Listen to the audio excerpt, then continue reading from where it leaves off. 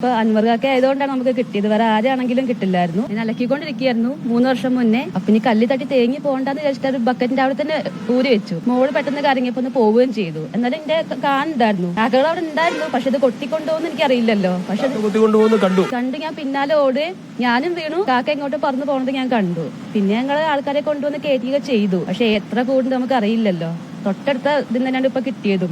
ഇപ്പൊ കിട്ടിയപ്പോ വളരെ സന്തോഷം. കഴിഞ്ഞ 3 വർഷമായി സ്വർണ്ണവള തിരിച്ചു കിട്ടുമെന്ന് പ്രതീക്ഷിച്ചോ? അങ്ങനെ ഉണ്ടായിരുന്നില്ല സത്യം പറഞ്ഞ. പെട്ടെന്ന് കിട്ടുമെന്ന് പറഞ്ഞത്. അപ്പൊ പിന്നെ ഭയങ്കര സന്തോഷമായി. ഹരിത സൂക്ഷിക്കുന്നതിനേക്കാൾ കൂടുതൽ കാര്യത്തിൽ കാക്കയുടെ കൂട്ടിൽ കൊണ്ട് സൂക്ഷിച്ചു.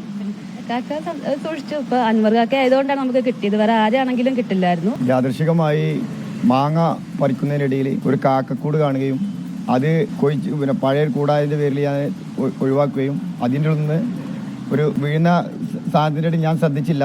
അപ്രതീക്ഷിതമായി അത് താഴെ വീണു. എൻ്റെ കുട്ടി മാങ്ങ പൊറുക്കുന്നുണ്ടായിരുന്നു. അവളെ കയ്യിൽ ഞാൻ താഴെ ഇറങ്ങി വരുന്ന സമയത്ത് ഒരു സ്വർണ്ണവള കിട്ടി, ഒരു വള കിട്ടിയിട്ടുണ്ട് ഉപ്പ എന്ന് പറഞ്ഞു. അത് ഞാൻ വള വാങ്ങി നോക്കുമ്പോൾ എനിക്ക് സ്വർണ്ണമാണെന്ന് തോന്നിയതിൻ്റെ പേരിൽ ഞാൻ കേസ് പോക്കറ്റിൽ ഇട്ടു. വീട്ടിൽ ചെന്ന് ഭാര്യയ്ക്ക് കാണിച്ചു കൊടുത്തു. അപ്പോൾ അവള് ചെക്ക് ചെയ്തപ്പോൾ അവള് കേക്കൊക്കെ നോക്കുമ്പോൾ സ്വർണ്ണമാണ് എന്നൊരു സംശയത്തിന്റെ പേരിൽ അയൽവക്കത്തെ വീട്ടുകാരൊക്കെ നോക്കിയിട്ട് അവരെ ചെക്കിങ്ങിൽ അത് സ്വർണ്ണമാണ് എന്ന് പറഞ്ഞു. പിന്നെ ഞാൻ ജ്വല്ലറിയിൽ കൊണ്ടുപോയിട്ട് അതിനൊരു കഷ്ണം എടുത്തിട്ട് ജ്വല്ലറി കൊണ്ടുപോയി അയാൾ സ്വർണ്ണമാണ് സ്ഥിരീകരിച്ച് തന്നു. അതിൻ്റെ അടിസ്ഥാനത്തിൽ ഞാനത് സൂക്ഷിച്ചു.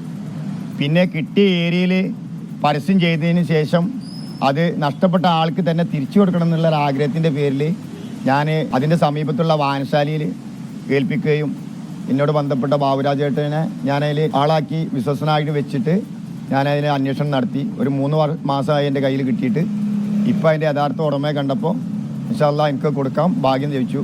അതിന് തന്ന തുണച്ച ദൈവത്തിനും എടുക്കാൻ ഭാഗ്യം തന്ന് എൻ്റെ കയ്യിലൂടെ അത് എടുത്ത് കൊടുക്കാൻ പറ്റിയ കണ്ണിൻ്റെ മുതൽ ഉപയോഗിക്കരുത് എന്ന് പഠിപ്പിച്ച എൻ്റെ രക്ഷിതാക്കൾക്കും ഞാൻ ഈ അവസരത്തിൽ എൻ്റെ കടപ്പാട് രേഖപ്പെടുത്തുന്നു.